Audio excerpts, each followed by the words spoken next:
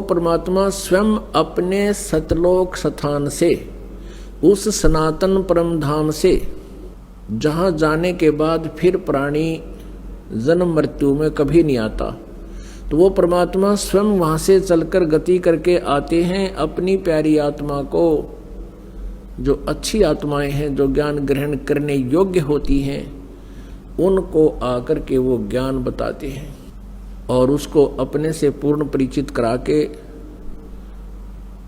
फिर उस तत्व ज्ञान के प्रचार के लिए उसको पुनः उसी बॉडी में, शरीर में भेज देते हैं। जैसे आदरणीय गरीबदास साहिब जी को जब वो 10 वर्ष के थे,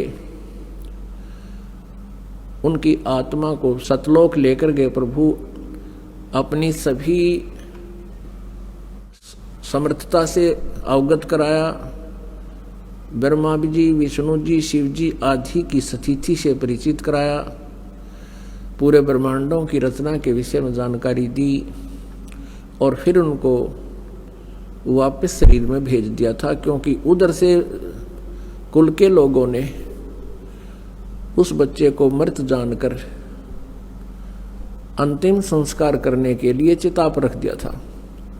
फिर वापस परमात्मा ने उस आत्मा को पूर्ण परिचित करा करके वापस भेज दिया, शरीर में प्रवेश कर दिया, फिर वो बच्चा जीवित हो गया। तो आज का जो समागम है ये उसी उपलक्ष्य में, उसी खुशी में मनाया जा रहा है कि परमात्मा ने उस गूढ़ रहस्य को बताने के लिए, जो वेद और सदग्रंथों में, गीता जी में जो गूढ़ रहस्य छुपे हुए हैं, उनको बताने के लिए परमेश्वर स्वयं ही धरातल पर अवतरित हुए, सह शरीर आए। ये वो शुभ महीना है, ज्येष्ठ मास, और ये आने वाली जो पूर्णमासी है अभी 4 दिन बाद, यानी 15 जून की, ये वो शुभ दिन है कि वो परमेश्वर कलयुग में सतलोक से चलकर, सनातन परमधाम से चलकर गति करके सह शरीर आए और भारतवर्ष की पवित्र भूमि काशी शहर में एक लहर तारा नामक तालाब में विकसित कमल के फूल पर वो पूर्ण परमात्मा एक नवजात शिशु रूप धारण करके विराजमान हुए। ब्रह्म मुहूर्त, सूर्य उदय होने से लगभग 1.5 घंटा पूर्व के समय को ब्रह्म मुहूर्त कहते हैं। उसी समय एक अष्टानंद नाम के ऋषि, वो वहां लहर तारा तालाब पर एकांत स्थान देखकर स्नान करते थे, और जैसा भी उनके पूज्य गुरुदेव स्वामी रामानंद जी ने जो साधना करने को बता रखा था, वह कुछ देर बैठकर वो सुबह सुबह भगवान का चिंतन भी किया करते थे। स्वामी अष्टानंद जी अपनी साधना करने की तैयारी में थे, स्नान कर चुके थे, आंखें खुली थी और ज्ञान मुद्रा में विराजमान थे। उन्होंने क्या देखा कि आकाश से एक प्रकाश पुंज आ रहा है। प्रकाश का एक गोला सा आता नजर आया। ज्यों ही ऋषि जी ने उसको ध्यान से देखना चाहा, अष्टानंद जी की आंखें चुंधी आ गई। वो उस तेज को, उसकी चरम दृष्टि सहन नहीं कर सकी, आंखें बंद हो गई। आंखें बंद हुई तो क्या देखा, उसमें एक नवजात शिशु का रूप दिखाई दिया। जैसे हम सूर्य की तरफ देखते हैं, हमारी ये चरम दृष्टि आंखें नहीं देख पाती, हम आंखें बंद कर लेते हैं या दूसरी साइड में कर लेते हैं, नीचे को कर लेते हैं, तो उसमें सूर्य दिखाई नहीं देता, सूर्य का आकार दिखाई देता, सूर्य का प्रकाश दिखाई नहीं देता, केवल सूर्य का आकार दिखाई देता है, एक गोला सा नजर आता है। इसी प्रकार अष्टानंद जी परमेश्वर के उस तेज पुंज को नहीं देख सके। पहले तो उसने देखा कि प्रकाश का कोई गोला सा आ रहा है, फिर आंखें बंद की, फिर दूसरी साइड किया, फिर इधर किया। क्या देखा कि वो नवजात शिशु का वो प्रकाश रहित रूप दिखाई दे रहा है, जैसे सूर्य को देखने के उपरांत उसका प्रकाश रहित आकार दिखाई देता है। और क्या देखता है अष्टानंद जी के वो प्रकाश एक कमल के फूल पर एकत्रित और अदृश्य हो गया। अंधेरा सा था, वो देख नहीं सका, लेकिन इतना तेज प्रकाश अपने आप गति करके आ रहा था, इससे वो अचंभित बहुत हुआ। और इस रहस्य का भेद जानने के लिए वो तुरंत उठकर अपने पूज्य गुरुदेव महर्षि रामानंद जी पंडित जी के पास पहुंच गया और अपने साथ बीती पूरी घटना का विवरण कह सुनाया और पूछा, गुरुदेव ये मेरी कोई भक्ति की उपलब्धि है या कोई मेरा भ्रम है? ये कोई स्वप्न भी नहीं कह सकते, क्योंकि मैं जागृत और खुली आंखों देख रहा था। स्वामी रामानंद जी को जितना भी अध्यात्म ज्ञान था, उसके आधार से अपने शिष्य अष्टानंद जी की संतुष्टि करने के लिए उन्होंने कहा कि अष्टानंद, आकाश से जब ऐसे प्रकाश पुंज आते हैं तो वो कोई देव आत्मा होती हैं और स्वर्ग लोक से आते हैं। यहाँ किसी माँ के गर्भ में वो प्रवेश करेंगे और फिर जन्म लेंगे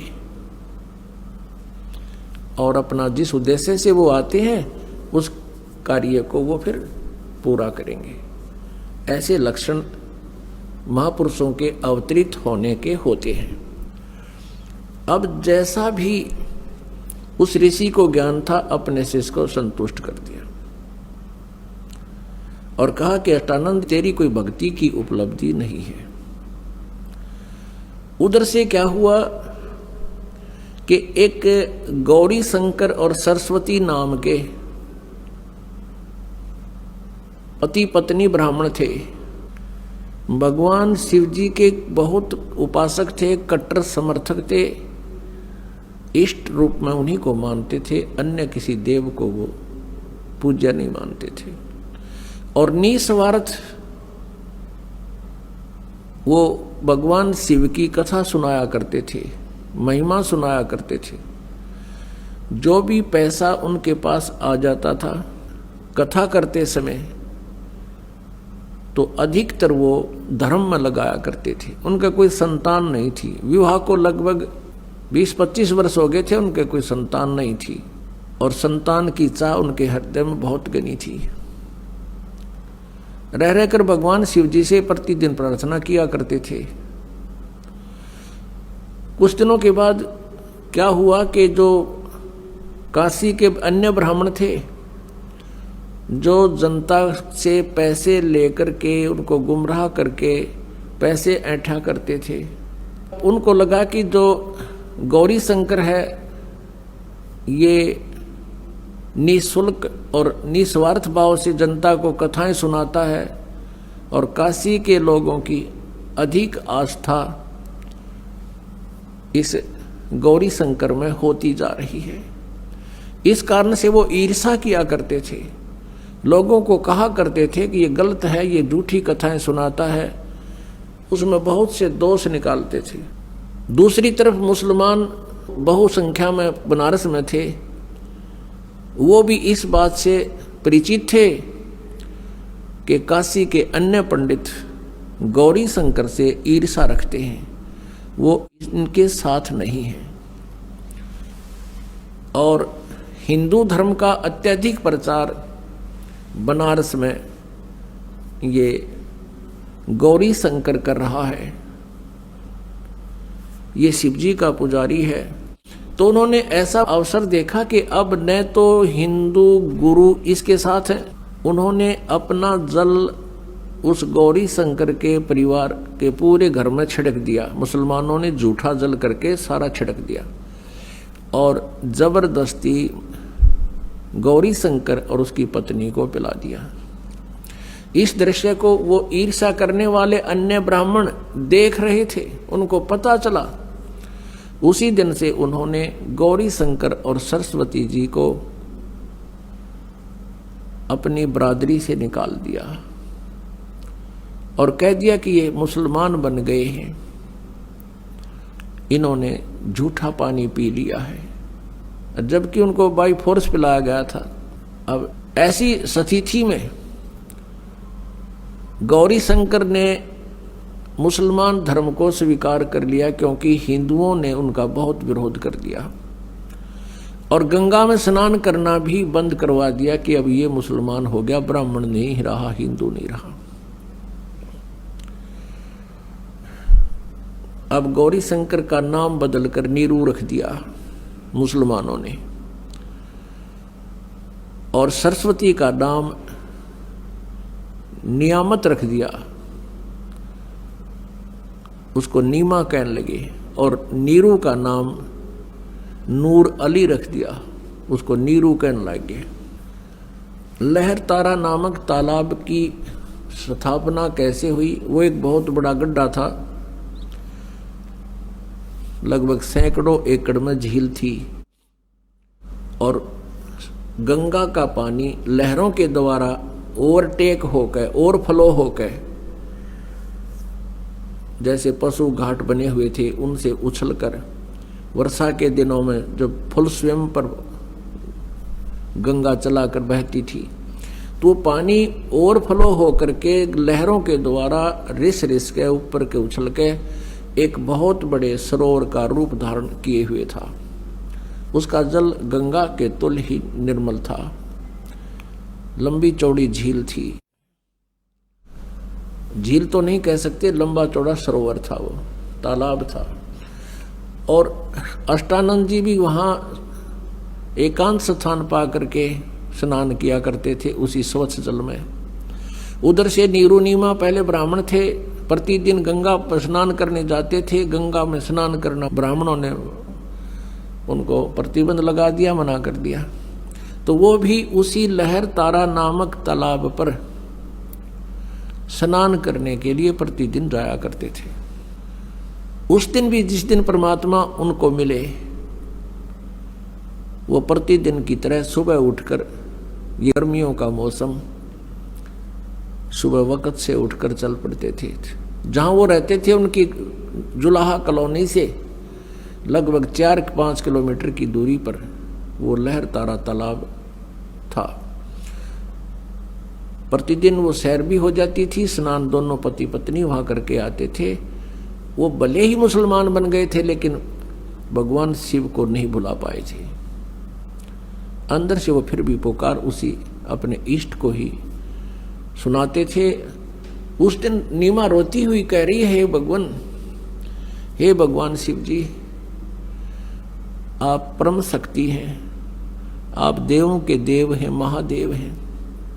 मुझ दासी को भी एक खिलौना दे देते, आपके दरबार में भरे भंडार हैं।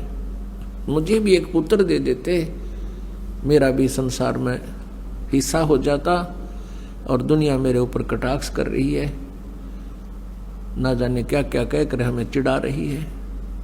ये परमात्मा आपकी दासी का जीवन सफल हो जाता। उधर से न्यू कहकर वो बहुत जोर जोर से रोने लगी, बहुत हिचकी बंद गई। उधर से नीरू कहता है, नीमा, यदि हमारे भाग्य में होता तो भगवान शिव अवश्य दे देते। आयु हमारी 60 के आसपास पहुंच चुकी है, वृद्धावस्था ने दस्तक दे दिए हैं, और हम अभी भी उसकी तरफ चाह कर रहे हैं। आप ऐसे रोती रहोगी, आपकी आंखें खराब हो जाएंगी। बुढ़ापे में कोई उंगली पकड़ने वाला सहारा हमारा है नहीं, पुत्र भाग्य में है नहीं, तेरी आंखें और नष्ट हो जाएंगी, तू अंधी हो जाएगी। सब्र कर, भगवान ने जो किया वो ठीक किया है। ऐसे सांत्वना देते हुए और नीमा हिचकी बंधी हुई, रोती हुई, आंसू पोंछती हुई वह पहुंच जाती है लहर तारा नामक तालाब पर, जहां वो प्रतिदिन स्नान किया करते थे। पहले नीमा ने स्नान किया, थोड़ा अंधेरा रहते। नीरू बाहर बैठा था किनारे पर, ऊपर पाल पर। जब नीमा स्नान करके बाहर आ गई, नीरू स्नान के लिए लहर तारा तालाब में प्रवेश कर गया और ऐसे पानी से मलमल कर नहाने लगा, गोते लगा लगा कर स्नान करने लगा। जो वस्त्र पहन के स्नान किया था नीमा ने, कपड़े चेंज करके वो लहर तारा तालाब में पुनः किनारे पर पहुंची उस वस्त्र को धोने के लिए। उसी समय रोशनी हो गई थी, सुबह का उजियाला शीघ्र हो जाता है। थोड़ा सा अंधेरा छटा था, सामने एक कमल के फूल के ऊपर कोई वस्तु हिलती नजर आई नीमा को। नीरू तो नहाने में व्यस्त था, मस्त था। अब नीमा को पहले तो जब देखा कि लगता है कोई सर्प फन उठा रहा है, क्योंकि परमेश्वर ने, कबीर देव जी ने एक पैर का अंगूठा मुख में दे रखा था और एक को हिला रहे थे, जैसे बच्चा लीला करता है। अब नीमा ने ध्यान से देखा तो उस पर क्या देखा कि वो तो बालक है, वो नवजात शिशु है। अब वो जोर से चिल्लाई, अपने पति से कहा कि देखियो जी, कमल के फूल पर बालक है, कमल के फूल पर बालक है।